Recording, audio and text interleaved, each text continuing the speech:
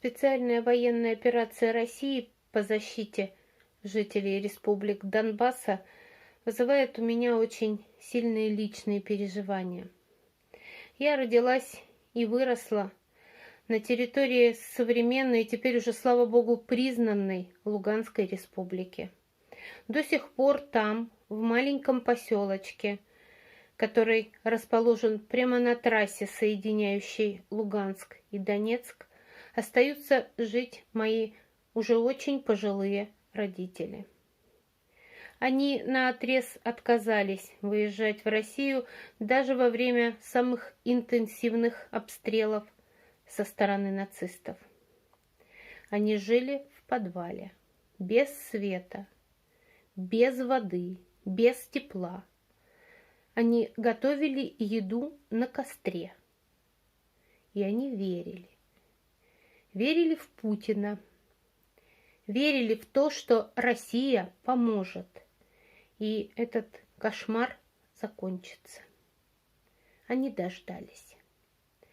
Но, к сожалению, далеко не все жители республик Донбасса, не все жители Украины могут сегодня вздохнуть свободно, так же, как мои родители. А поэтому российская армия должна продолжать специальную операцию до тех пор, пока на свободе остается нацистская шайка, которая захватила власть на Украине под покровительством своих американских хозяев. До тех пор, пока не будут уничтожены все бендеровские батальоны подлецов и садистов. Ведь они и сейчас прикрываются людьми как живым щитом. Они знают, что российская армия не будет стрелять по жилым домам и гражданским объектам. Этим тварям нет места на земле. В ответ на эту специальную военную операцию Запад ввел против нашей страны огромное количество санкций, ограничений, запретов. Но тех, кто пережил в России дикие 90-е, такие меры вряд ли напугают. Одновременно оттуда раздаются призывы прекратить специальную военную операцию и даже призывы о насильственной смене государственной власти в нашей стране. К сожалению, такие голоса звучат не только из-за границы, но и на территории страны, и даже в республике Коми, в том числе от депутата Государственного совета.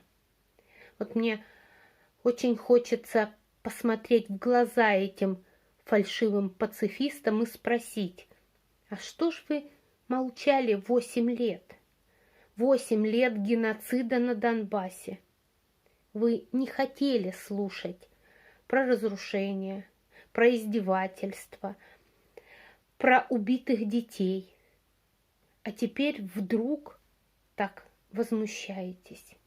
Вот пусть сейчас оценку вашим возмущениям даст Следственный комитет и прокуратура в контексте статьи Уголовного кодекса о государственной измене. Это будет справедливо.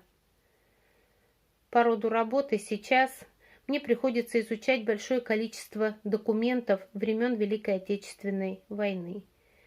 В них огромное количество свидетельств беспримерного трудового подвига воркутинцев, которые все свои силы отдавали ради победы над фашизмом. И самым ярким, вдохновляющим для этих людей была вера.